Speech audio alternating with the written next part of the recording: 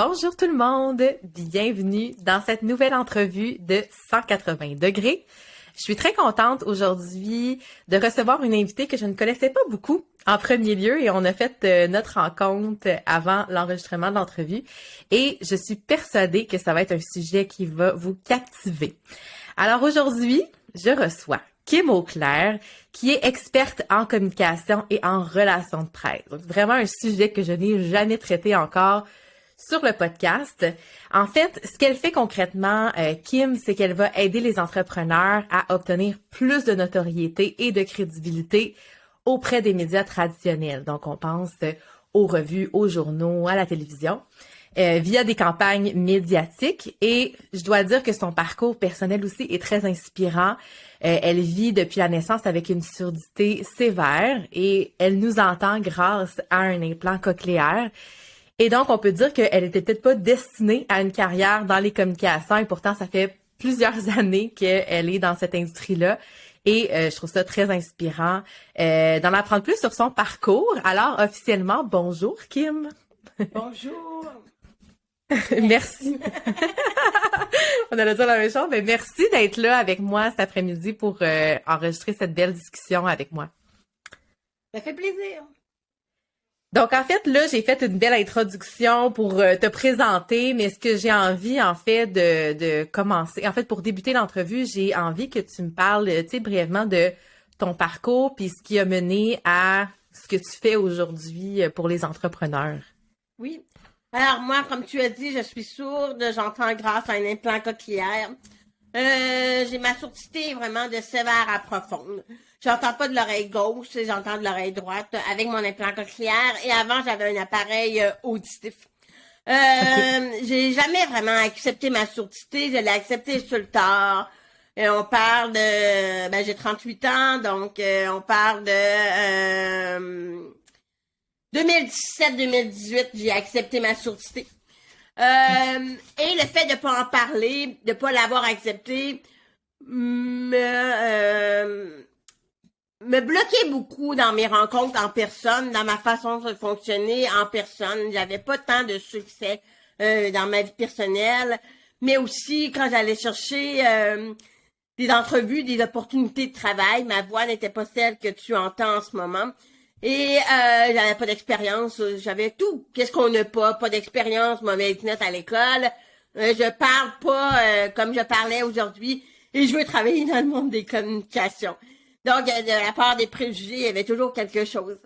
Et quand le web est arrivé chez moi, chez mes parents, c'était peut-être fin 1998, 19, 2000, ces années-là. Je suis comme tombée, j'ai vu dans la marmite des médias, tu sais, je suis tombée en amour avec ce médium-là, d'avoir la possibilité de me faire connaître par qu'est-ce que j'avais dans la tête au lieu de parler de mon handicap.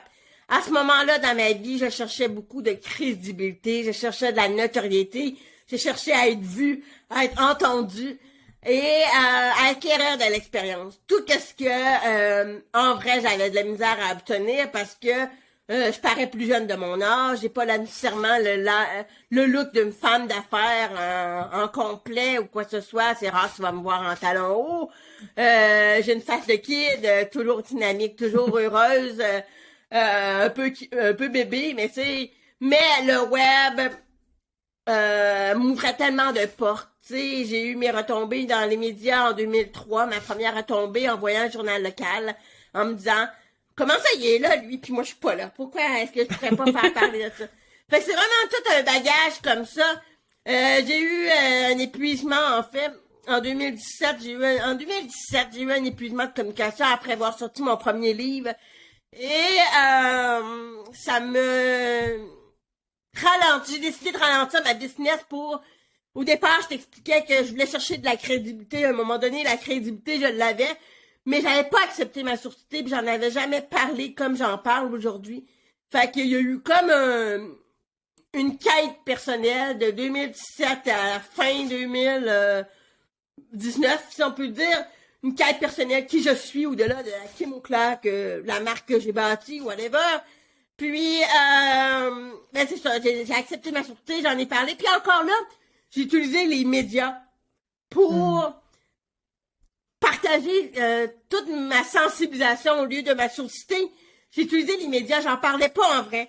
Fait que je dis à ma mère, si ça tente d'en parler, parle-moi-en en fonction de qu'est-ce que je partage, mais c'est pas moi qui va tout te raconter qu'est-ce que je dis. Fait que tu sais, toutes mes amies apprenaient à être plus sensibilisées. Mon milieu d'affaires était sensibilisé à ma cause, mais j'avais pas à en parler en vrai parce que en parler en vrai, écrire, propager la nouvelle sur les médias sociaux, c'est un peu différent, mais c'est vraiment le web qui m'a permis de mieux m'exprimer, acquérir des expériences de travail, puis des opportunités que moi-même me suis créées. Fait que finalement, quand je me suis relancée en 2020, j'ai décidé de focusser là-dessus, de créer un accompagnement où est-ce que j'enseigne la même chose que j'ai fait pour moi, puis en même temps, j'aurais aimé avoir j'aurais aimé avoir Kim O'Clack comme cliente ou comme coach parce que je pense que ce qui me différencie, c'est que je veux que ça marche. Fait que oui, il y a des fois, ça peut être plus long que prévu,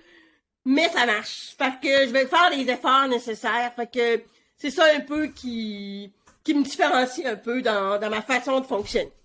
Ben oui, puis tu sais, là, je parlais de carrière en communication, puis un des points, tu sais, qui nous différencie, c'est que, ben, moi, je me suis concentrée sur les médias numériques, et toi, ton accompagnement auprès des entrepreneurs, c'est vraiment pour prendre ta place un peu dans les médias traditionnels. Exact. Donc, parle-moi un peu, c'est quoi les avantages, c'est sûr qu'il y en a plein, mais pour une entreprise ou un entrepreneur, de se tourner aussi vers les médias traditionnels. Tu sais, on a souvent délaissé parce que ça coûte moins cher les médias numériques, mais c'est quoi l'avantage d'aller vers aussi les médias traditionnels? Mélanie, je vais commencer à définir un peu le mot média pour moi. Le mot média pour moi, c'est une vitrine où est-ce qu'on peut parler de notre histoire et de notre expertise. Et le média, c'est autant les médias sociaux, autant une scène de conférence, autant un petit média, un podcast comme qu'on est en train de faire ensemble, une grande émission de radio et évidemment les médias papier. Donc, pour moi, c'est tout ça. Fait que c'est pas juste les médias traditionnels, c'est de penser à comment est-ce que je pourrais avoir une visibilité dans un gros média, puis il faut commencer petit aussi pour apprendre à s'exprimer avant d'aller plus grosse, d'être à l'aise, puis d'être à l'aise, puis d'être rendu de dire à l'invité comme qu'on fait, tu me pas envoyer des questions à l'avance, mais d'être capable de répondre à son sujet. Donc, il faut acquérir des expériences dans les plus petits médias. Alors, c'est pour ça que je trouve ça important de préciser c'est quoi un média à la base. Donc, c'est autant petit que gros, puis c'est autant une petite formation que une grosse. C'est l'art d'exprimer, d'être vu, d'être entendu, si on peut dire. Donc, ça, c'est correct. Quels sont les avantages? Ben, c'est plus t'es vu, plus t'es entendu, meilleure crédibilité que tu peux avoir auprès des gens. Alors, c'est sûr que ça facilite beaucoup le développement d'affaires. Si tu approches, par exemple, un PDG de grande entreprise, ben, tu peux carrément dire, pour faire des conférences ou quoi que ce soit, ben, tu peux carrément rajouter à ton courriel pour en savoir plus sur moi, visiter quel lien et tout ça. Lorsqu'on s'exprime dans des médias, qu'on a l'opportunité de s'exprimer, d'être vu, ça montre la crédibilité du projet. Tu sais, ça montre qu'un journaliste a validé l'information un peu, tu sais, il a validé l'information que c'est une belle initiative et tout ça. Alors, ça donne un petit quelque chose de plus, si on peut dire. Les gens aussi vont s'en servir pour améliorer l'image d'une entreprise. Alors, si ça dépend, il faut vraiment l'utiliser pour les bonnes raisons. Je te donne un exemple. Moi, je peux pas tout savoir parce qu'une personne pourrait me mentir aussi, puis pas me fournir les bonnes informations. Mais c'est à moi aussi de faire une enquête. Donc, dans le fond, une personne peut avoir une belle histoire, puis elle va être dans les médias pour son histoire, le fait qu'elle fait des beaux produits, qu'elle qu'elle a réussi à se démarquer du lot et tout ça. Mais plus tard, on peut se rendre compte que les journalistes, ils vont se rendre compte qu'elle traite mal ses employés. Puis, c'est des employés qu'elle paye pas, ou tout ça. Puis là, j'ai un cas précis dans ma tête. Moi aussi, je pense que je sais de qui tu parles. Puis là, ben, ça revire de bord, parce que là, c'était comme... Fait que l'image que on projette, ça va donner une meilleure image, mais tu sais, il faut que tu sois vrai autour de ça. C'est un peu le danger, mais oui, les médias médias traditionnels vont aider à renforcer l'image d'une entreprise. Donc, ça va jouer beaucoup avec la notoriété, la crédibilité. Il y en a d'autres que ça va être pour régler tout ce qui est prendre la place, en fait, en fonction d'une expertise pointue. Donc, il y en a qui m'arrivent, par exemple, puis qui se disent exactement qu'est-ce que moi je disais en 2003. Pourquoi est-ce que c'est mon compétiteur qui apparaît dans le journal, alors que moi, j'aurais pu être là aussi? Mm-hmm. Donc, pourquoi ça, c'est lui? souvent la question que moi-même me suis posée. Pourquoi est-ce qu'elle est là, puis moi, je suis pas là? Pourquoi? Fait que c'est comme passer à une émission de témoignages d'entrepreneurs, puis pourquoi ils l'ont invité? J'aurais pu dire la même histoire. Ben, parce que plus est vu, plus les recherchistes sont à la recherche de personnes, puis si tu as fait tes preuves, puis que tu t'exprimes d'une certaine façon, ben c'est beaucoup plus facile d'arriver, ils savent que tu vas être bien. Fait que là, moi, j'ai fait, par exemple, il y a 2 semaines, à Radio-Canada, à D'abord Ici Info, un live en direct, tu sais, il faut que tu sois prêt, il faut que tu sois structuré dans tes mots, dans ta pensée. Donc, faut en être, pour être rendu là, mais tu sais, je le connais, mon sujet. Donc, c'est ça. Fait que faut acquérir plusieurs petites expériences comme ça, puis les médias traditionnels servent vraiment à renforcer l'image, à faciliter le développement d'affaires, à faciliter les ventes, parce que les gens en ont parlé, ils vont être plus influencés d'acheter. Mais je peux pas promettre des ventes, par contre. Tu sais, je peux pas vous dire plus de ventes. Mais ça va vraiment renforcer la crédibilité de l'entrepreneur, de l'entreprise. Puis tu sais, c'est très différent aussi qu'un entrepreneur qui dit je me paye une pleine page dans la presse plus. Tu sais, on n'est pas à la même place. Toi, tu nous accompagnes vraiment à aller chercher de l'attention médiatique pour que les gens s'intéressent à nous puis nous invitent. C'est organique. Un peu comme toi aussi, on n'est pas dans la même branche du tout, mais c'est beaucoup organique. Fait que moi, ma force, c'est organique. Mais comme tu as dit, que tu as très bien dit, si quelqu'un veut une publicité dans le one page du Journal de Québec, ben, paye-la ta pub. Tu sais, tu vas être sûr de l'avoir. Moi, mon travail, malgré que mes clients ont 3 à 4 retombées, mais médiatiques, je peux pas contrôler. Je peux pas leur promettre. Je me trouve tannante des fois parce que les gens le voient que je fais beaucoup de relances puis que je veux vraiment que ça marche. Mais tu sais, puis je me sens mal puis je deviens stressée. Un matin, j'étais stressée aussi parce que je veux même vraiment que ça marche. Puis je fais des relances puis tout ça. Mais les efforts, tu sais, je vais les faire pour que ça marche. C'est juste une question de timing. Faut associer là, ça, mais je peux pas promettre que tu vas aller à Tout le monde en parle. Je peux pas promettre que tu vas aller à Salut Bonjour. J'ai pas le dernier mot là-dessus. Mais je vais faire les efforts pour que tu aies 3 spots différents, 3 expériences différentes pour que tu aies une meilleure prise de conscience de cet univers-là. Oui, puis selon toi, est-ce qu'il y a des industries ou des domaines d'expertise qui sont plus faciles au niveau des médias traditionnels ou tu penses qu'il y a de la place pour tout le monde? Je pense qu'il y a de la place pour tout le monde. Tout est une question d'angle, de sujet.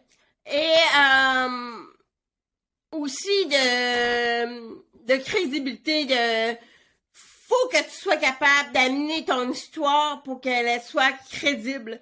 Tu sais, les médias, il y a beaucoup de fausses nouvelles. Et de fausses nouvelles dans les médias, puis chaque journaliste va vérifier la nouvelle. Alors, si tu supposes quelque chose, ben assure-toi d'avoir des statistiques, assure-toi d'avoir quelque chose à montrer. Donc, je pense que tout le monde a sa place, mais c'est toute la manière que tu racontes ton histoire. C'est sûr que le développement personnel, personnellement, c'est un peu plus difficile parce que les trucs, qu'est-ce qui est les gourous, les chamans, quand les journalistes peuvent pas vérifier des faits par des études, par des recherches, comment est-ce qu'ils vont être capables de le vulgariser dans une plus grande place publique? Mais il y a des journalistes qui sont spécialisés sur les histoires des gens. Tu sais, il y a des journalistes, il y en a pas beaucoup, mais il y en a vraiment qui sont spécialisés à raconter des histoires, à raconter le vécu des gens. Donc, quand il y a un sujet que j'ai plus de misère à aligner, je vais aller vers eux. Mais parce que sinon, on risque tout le monde plus de a sa passer. place. C'est la manière qu'on raconte l'histoire. Ouais, ben ce que j'allais dire, c'est dans le domaine du développement personnel, je pense que des fois, on a plus de chances de passer à Infoman si notre message est bizarre, tu sais, mal aligné. Genre, on l'a vu quelques fois, là. C'est une tale que Infoman aime beaucoup, fait que c'est sûr qu'il faut faire attention un petit peu à l'image qu'on projette aussi.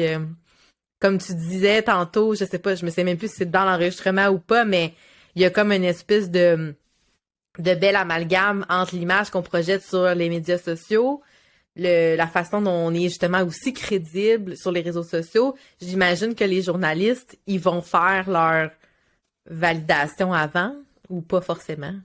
Mélanie, je pense que tu parles, on pourrait associer ça à la différence entre les communications et le marketing.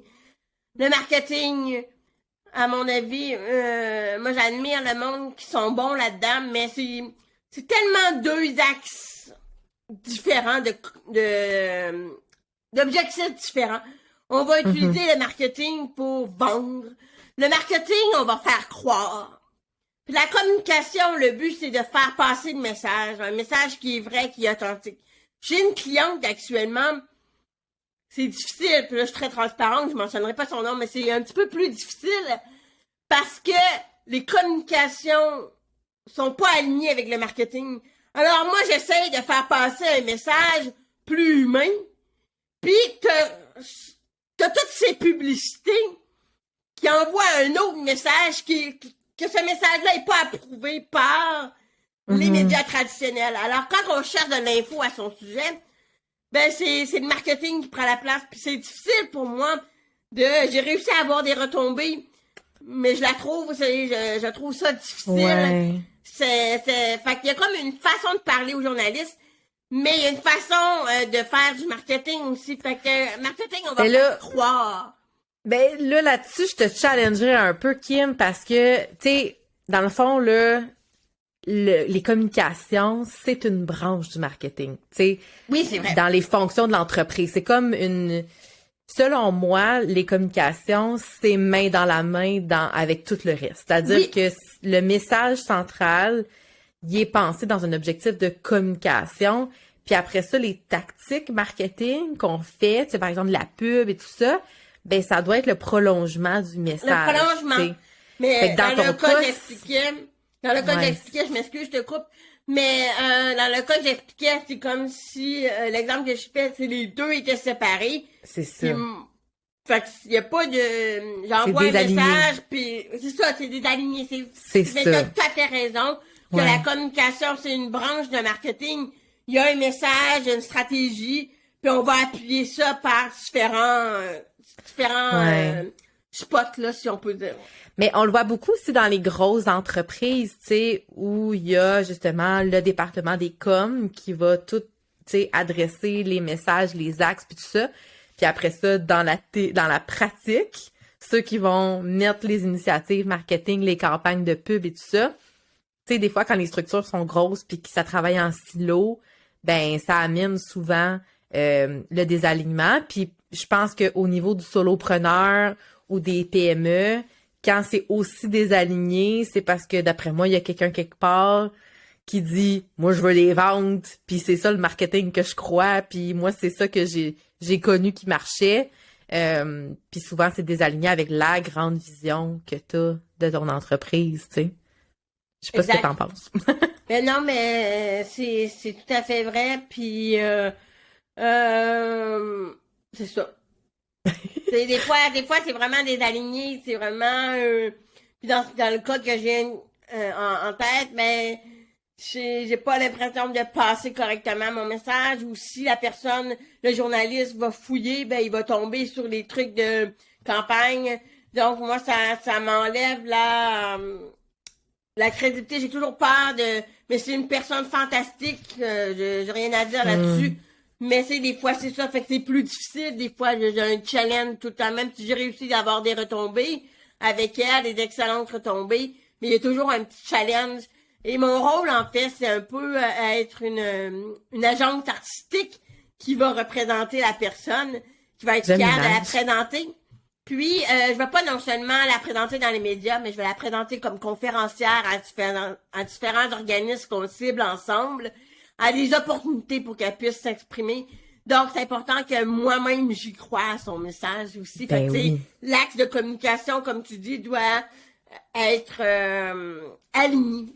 Tout doit être aligné. Ouais, c'est cool. Puis tu sais,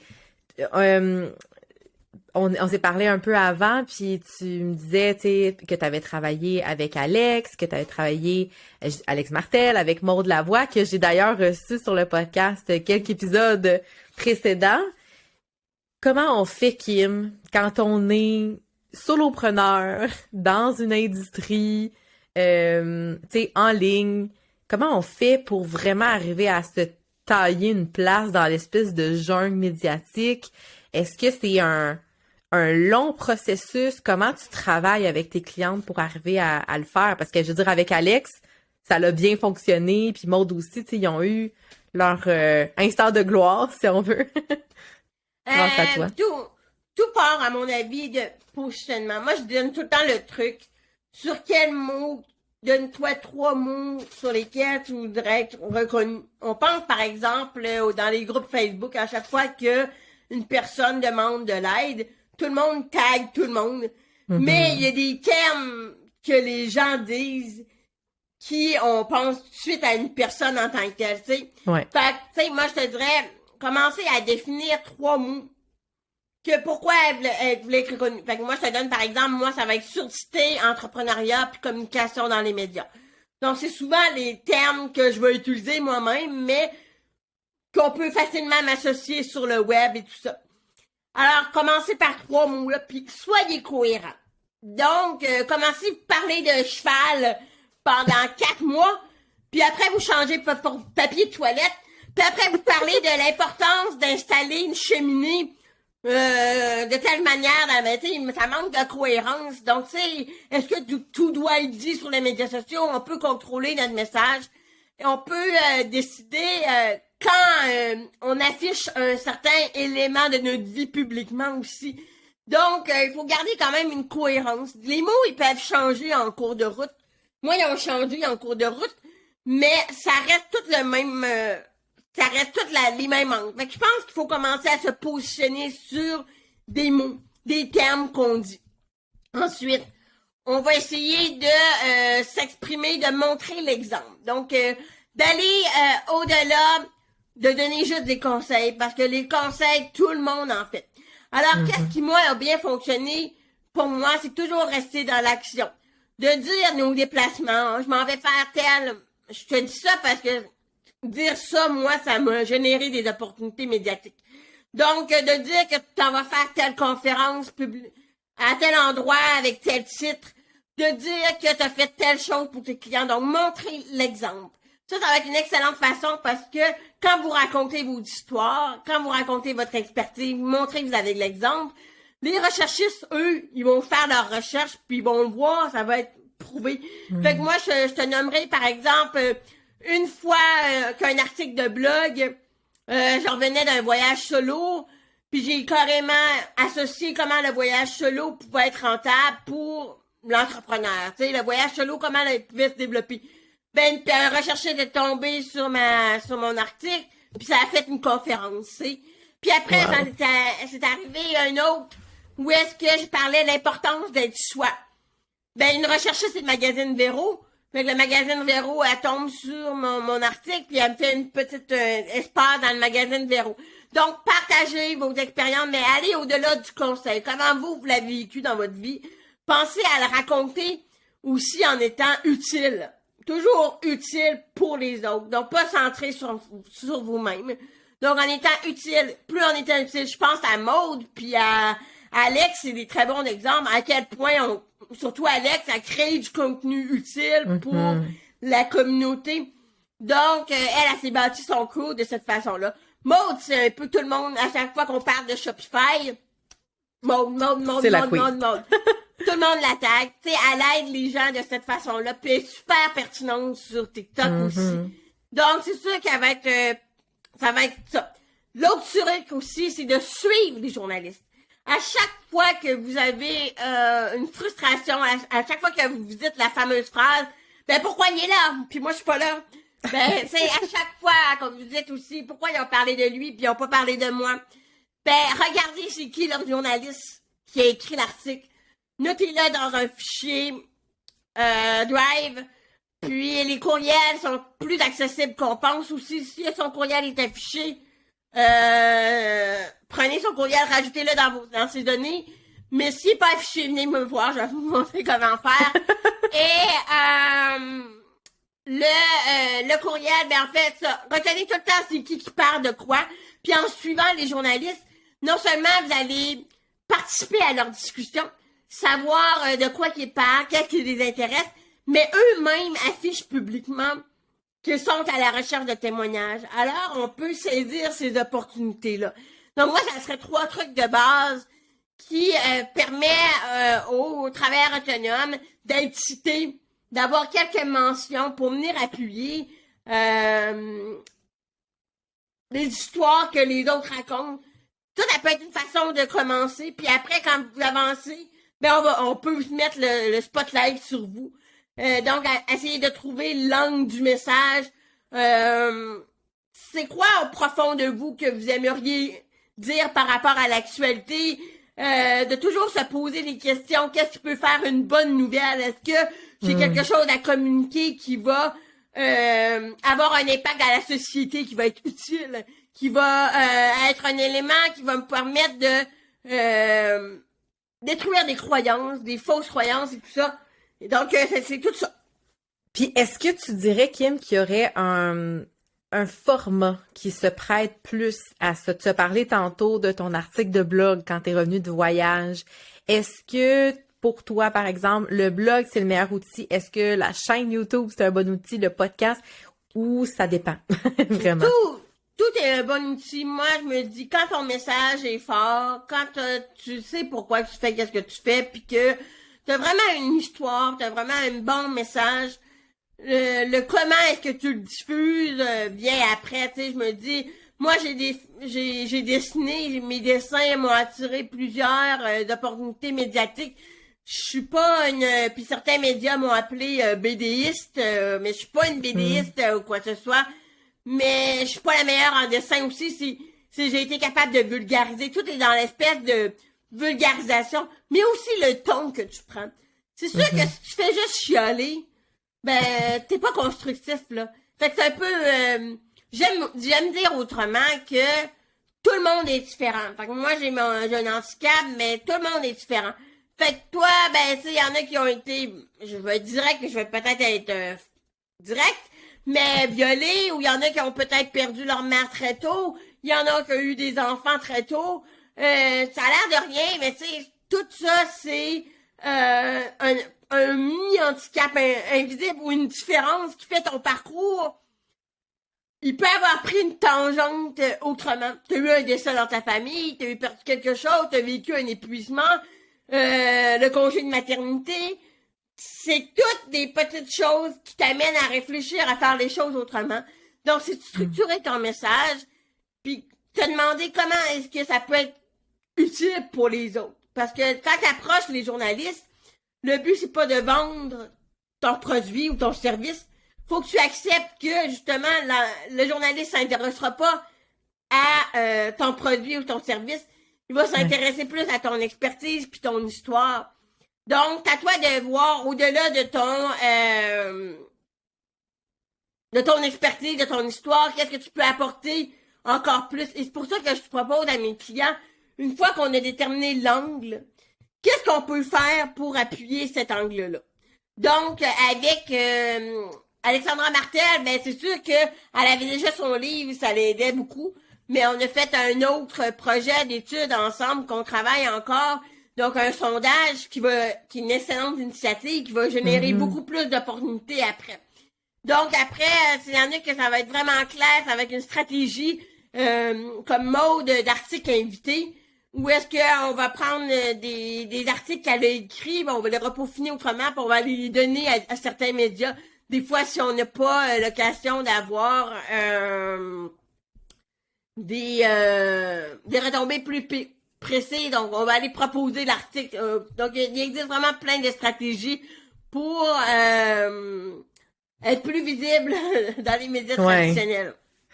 Puis, tu sais, de s'intéresser à ça, puis de chercher à travailler justement sa visibilité sur les médias traditionnels, est-ce que ça a un coût? Est-ce qu'il y a un budget qu'on devrait prévoir? Tu sais, mettons qu'on travaille avec toi, je comprends qu'il y a ton service, mais au-delà de ça, là, c'est quoi, quel genre de budget on doit s'attendre avec comme toute démarche organique, vous pouvez le faire par vous-même. Si vous voulez apprendre une personne qui est déjà passée par là pour éviter certaines erreurs, ben c'est sûr que ça a un coût puis que ça peut vous aider. Donc, tout ce que j'enseigne, c'est toutes des choses que vous pouvez faire par vous-même ou que vous pouvez trouver. C'est juste que moi, je le fais de façon plus structurée. Un coût, non. Non, parce que tu pourrais contacter un journaliste. Tu pourrais contacter un journaliste puis qui envoie un courriel puis tu lui proposes, mais est-ce que tu sais comment structurer ton communiqué de presse? Est-ce que tu sais comment rendre la nouvelle intéressante encore plus? Pourquoi est-ce que ça n'a pas marché dans le passé? Donc, des fois, c'est le contact aussi. Donc, si c'est moi qui l'envoie vis l'autre personne qui l'envoie, peut-être que ça, il y aura pas de crédibilité. Donc, c'est un mélange de tout ça. Et c'est important de se rappeler que oui, on peut tout faire par nous-mêmes, c'est sûr. Si tu veux acheter de la publicité, si tu veux avoir des résultats plus rapides, achète de la publicité, tu vas être sûr d'avoir une retombée. Mais si tu veux gagner la confiance des gens, ben je te dirais que c'est une démarche à long terme. C'est quelque chose c'est pour ça que moi je veux aider les entrepreneurs à être sur la map plus rapidement. Mais ils pourraient faire par eux-mêmes aussi. Oui, mais c'est une belle expertise que tu as parce que tu vois, je t'écoutais parler, puis ça me faisait penser, tu sais, moi avant d'être à mon compte, je travaillais dans une start-up, puis j'étais un peu comme la responsable marketing, donc la pieuvre qui essaie de tout faire. Puis à un moment donné, on avait décidé qu'on voulait justement avoir plus d'attention médiatique parce que il y avait toute une notion par rapport aux troubles d'apprentissage. C'est un logiciel pour aider les élèves, mais même les adultes avec des troubles d'apprentissage, de dyslexie, dysorthographie, bref. Puis il y avait vraiment une belle mission. Puis on avait payé, par exemple, pour des publi-reportages ou des choses comme ça. Puis ça commençait à amener une belle visibilité. Puis à un moment donné, on s'est dit, tiens, on a une nouvelle version disponible sur Mac. C'était comme la nouveauté. Puis on s'est dit, ben pourquoi on profiterait pas de l'occasion pour envoyer un communiqué de presse en se disant, peut-être que ça va intéresser les gens de savoir que l'outil existe, c'est fait au Québec. Tu sais, c'est fait vraiment avec puis il y avait une belle histoire, là, le fondateur de l'entreprise. Puis moi, j'avais essayé de faire un communiqué de presse. Donc là, c'est comme tu recherches. Comment faire un communiqué de presse? Il y a beaucoup d'informations. Tu as dû trouver plein d'articles. Oui, mais honnêtement, ça l'a pas amené le hype qu'on aurait souhaité. C'est probablement que ça aurait pris une Kim Auclair pour nous aider à l'époque. Tu comprends? Je pense que des fois, c'est comme dans tout, hein, on peut tout essayer de faire soi-même. Tu sais, je parlais justement avec une cliente qui veut lancer son podcast, puis je disais, regarde, moi, j'ai tout fait par moi-même. J'ai passé du temps là, sur YouTube puis à essayer. Mais j'ai dit, il y a du monde qui vont t'aider à le faire rapidement. Tu sais, c'est un choix qu'on fait. Je pense que si on travaille avec des gens comme toi, on a comme une fast track, mettons. Moi, je vais être transparente avec ton autre histoire aussi. J'en apprends chaque jour parce que les médias sont en constant changement. On parle des journalistes, des journaux qui doivent eux-mêmes se réinventer. Les nouvelles générations qui arrivent avec une nouvelle vision du journalisme aussi. Des journalistes, ça reste des humains qui font leur travail. Donc, on doit respecter ça aussi. Puis, ben, tu sais, il faut toujours trouver les, euh, les défauts de cette industrie-là. Puis, il y en a plein. Puis, c'est un monde qui est comme en constant changement. Tout le temps. Fait que, moi, je suis très transparente. Je le dis tout le temps à mes clients. Tu sais, s'il me manque une information, si je doute, je vais aller chercher l'information ailleurs. Justement, avant de faire ton émission, j'étais avec un autre journaliste. T'allais dîner avec un journaliste, prendre un café avec un journaliste. Puis parce que j'hésitais, parce que je vis du stress constamment, parce que je veux tellement avoir des résultats. Puis là, ben j'avais eu un mois plus difficile parce que j'étais certaine que c'était un bon timing pour lancer 2 communiqués de presse, mais finalement, ils ont eu des retombées aujourd'hui. Ça a été plus long que prévu, mais fait que j'ai questionné le journaliste que je fais les choses correctement, je suis correct.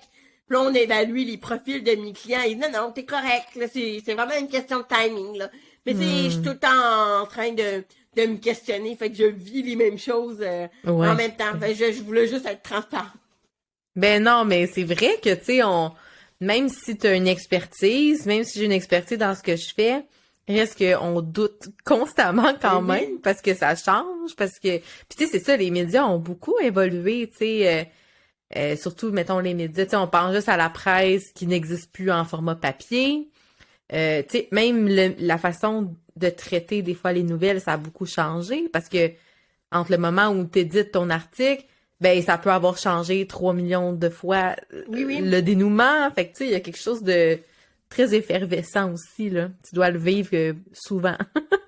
C'est ça. Puis, tu as parlé beaucoup de conseils, tu sais, par rapport à comment attirer l'attention, puis de positionner son message et tout ça, mais est-ce que pour toi, il y a une porte d'entrée plus facile? Je t'explique ma question, c'est que tu parlais tantôt d'Alex Martel. Je pense qu'Alex Martel, la porte d'entrée facile, comme tu l'as dit, c'est son livre. Est-ce qu'il y a d'autres portes d'entrée, genre une conférence, des diplômes particuliers, une histoire particulière, ou il y en a toujours une de toute façon, tu sais? Mais bref. On va prendre comme étude de cas Alex Martel. Alex Martel, on dit le mot facile, mais elle a tellement travaillé fort pour se bâtir une notoriété, une crédibilité avant de lancer. Une erreur que beaucoup de gens font, c'est aucune présence avant de lancer leur affaire. Donc, aucune présence avant de lancer un livre ou quoi que ce soit. Il arrive avec... J'ai beaucoup d'auteurs qui viennent me voir parce qu'ils sont pas satisfaits des campagnes de presse, de leur agent de presse, relationnistes de presse ont fait. Ils n'ont pas eu beaucoup de visibilité avec leur livre ou quoi que ce soit. Alexandra Martel est un bon cas parce que dans le fond, elle a travaillé vraiment fort à se bâtir une notoriété par elle-même. C'est sûr qu'avoir des traces de toi, un peu déjà partout, ça aide énormément. Et en plus, elle a été éditée. Donc, un livre à compte auteur, vis un livre édité, ça va être une petite coche de plus. Ben oui. Elle a approché, puis c'est un livre qui a beaucoup de stats, qui est beaucoup appuyé par différents faits, tout ça. Donc, c'est sûr que ça apporte de la visibilité, plus de crédibilité, plus de notoriété. Donc, quand tu dis quelque chose, assure-toi de pouvoir faire en sorte que ça soit justifié, statistique, des preuves à l'appui. Quand tu racontes ton histoire, ben qu'il y ait des preuves, des statistiques. Tu sais, tout le monde a envie des changements importants dans leur vie. Là. Je veux pas dire que personne a une histoire plate, parce que tout le monde a une histoire unique. Mais si tu produis quelque chose à partir de ton histoire, ben comme des documents, comment est-ce que tu as transformé ton histoire en force ou en tes difficultés en force, que tu montres comment te surmonter ça, que tu as réalisé ça, que ça apporte un dénouement intéressant à raconter dans les médias.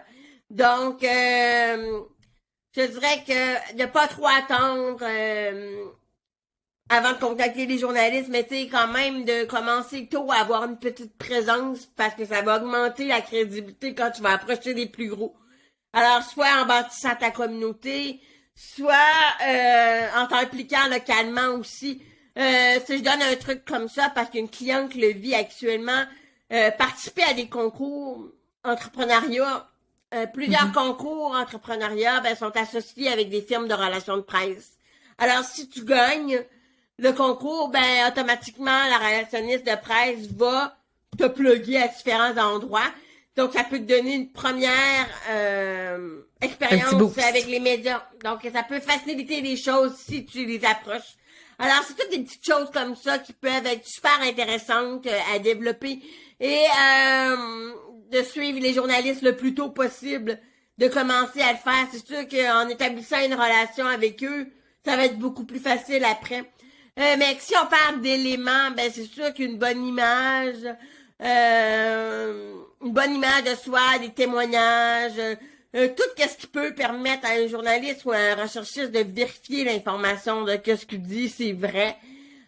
Donc, si quelqu'un, par exemple, je prends l'exemple du journaliste Véro, de la journaliste du magazine Véro qui était tombée sur mon article, pourquoi elle m'a choisi? Pourquoi elle m'a choisi? Pourquoi elle a décidé de me prendre moi? Elle était tombée sur un article de blog, mais en même temps, elle a dû vérifier qui j'étais.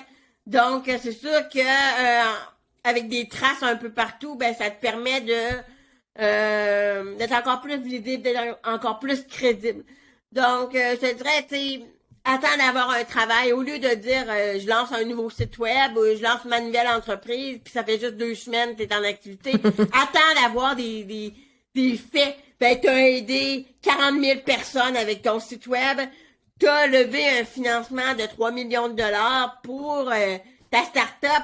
Tu sais, des faits, des choses plus croustillantes que juste dire t'as lancé quelque chose, lancer un site web, là, tout le monde lance un site web, mais essaye de transformer ça autrement. C'est pas un livre, essaye de le faire autrement. Avec mes clients, on fait des livres blancs, on fait des e-books, des petits guides pratico-pratiques, 5-6 pages qui viennent appuyer le message qu'on veut dire. Mais pour une cliente, récemment, on a décidé de faire, en fait 2 clientes, de faire une série de vidéos. Donc, pour vulgariser son expertise autrement. Donc, ça pourrait être ça dans le cadre du mois. Je prends Emeline Manson, qui est experte en cybersécurité. L'an dernier, en 2021, le mois de la cybersécurité, bang, donc on s'est dit on va faire une série de vidéos. Fait qu'elle a fait une série de vidéos sur la cybersécurité des fausses croyances. Puis moi, j'avais contacté une semaine avant les journalistes pour les prévenir avant le mois d'octobre, pour les prévenir, regarde, c'est le mois d'octobre qui arrive, c'est le mois de la cybersécurité. Emeline, elle a préparé un dossier. Puis là, la journée même du début du mois, j'ai relancé les médias. Puis là, elle a été comme sollicitée partout, puis ça dure encore aujourd'hui, là, elle est vraiment sollicitée partout. Mais ça a été comme la porte d'entrée de pouvoir exprimer, de vulgariser autrement ton expertise. Donc, d'avoir des supports multimédia, d'avoir une communauté avant, ça va beaucoup aider le travail, faciliter le travail du journaliste, parce qu'ils vont pouvoir se dire, OK, elle est présentable, elle a une certaine... Et j'ai même aidé une personne, un client qui était plus timide dans les jeux vidéo, des gamers, mais il est passionné de la vidéo, il critique tous les jeux que tu fais, là, tu t'agis d'une façon ou une autre. Donc, il va tout critiquer, mais il va pointiller. Donc, il y a vraiment beaucoup d'arguments. Puis, lui, tu sais, il n'y a pas nécessairement le physique ou une personne qui est plus timide. Il est plus timide, en fait, je veux dire... Puis là, il a explosé. T'sais, on l'a mis sa place, mais tu sais, les gens, il a un bon charisme quand même, il est capable de s'exprimer, il est capable. Donc, ça se gagne cette confiance-là aussi. Donc, c'est pour ça que c'est bien de commencer avec les médias sociaux comme tu le fais, que tu enseignes à tes clients, de prendre la place plus petit média. Donc, ça va ajouter beaucoup de crédibilité à ton travail, à ce que tu fais aux yeux des journalistes. Ce que je trouve beau dans ce que tu dis, c'est que ça me paraît soudainement quelque chose de beaucoup plus accessible que ce que je pensais avant notre discussion.